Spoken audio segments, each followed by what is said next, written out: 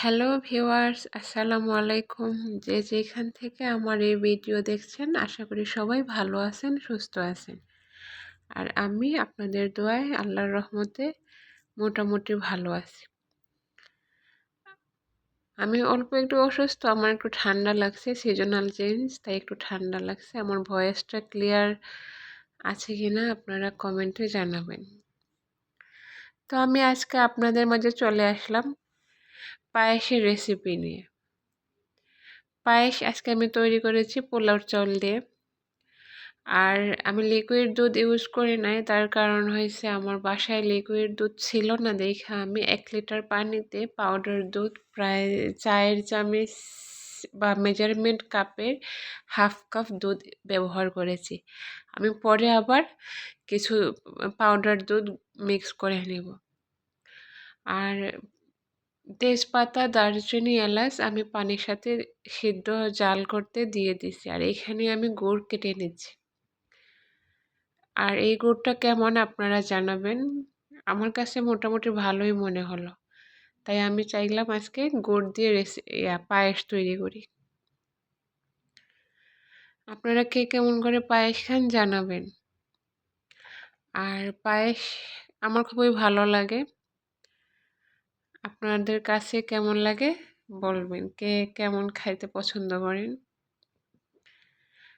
তো অনেকদিন কোনো ভিডিও আপলোড দেওয়া হয় না, তাই আজকে আপনাদের মাঝে আবারও চলে আসলাম। আমার ভিডিওটা কেমন লাগলো, রেসিপিটা কেমন লাগলো, প্রথম থেকে শেষ পর্যন্ত দেখবেন। এই যে আমার গোড় কাটা শেষ, এখন আমি এটা দুধের সাথে মিক্স করে দেব। চালও ধুয়ে দিয়ে দিচ্ছি, মাত্র 2 মুঠো চাল ব্যবহার করেছি 1 লিটার দুধের সাথে।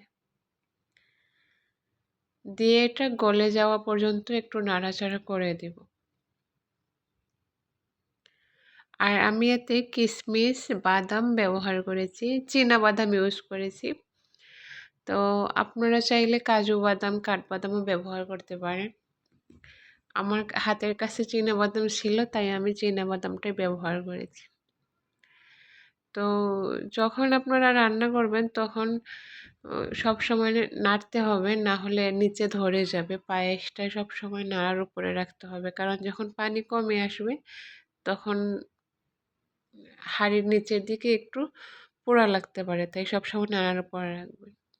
এই যে আমার রান্নাটা প্রায় শেষ, দেখেন আমার পায়েসের লুকটা কেমন হয়েছে, কার কাছে কেমন লাগছে জানাবেন প্লিজ। আর সবাই কমেন্ট করে জানাবেন, সবাই আমার চ্যানেলটা সাবস্ক্রাইব করবেন, লাইক, অবশ্যই লাইক কমেন্ট করে যাবেন। আর যারা এতক্ষণ ভিডিওটা কষ্ট করে দেখলেন তাদেরকে অসংখ্য ধন্যবাদ। সবাই ভালো থাকবেন, সুস্থ থাকবেন।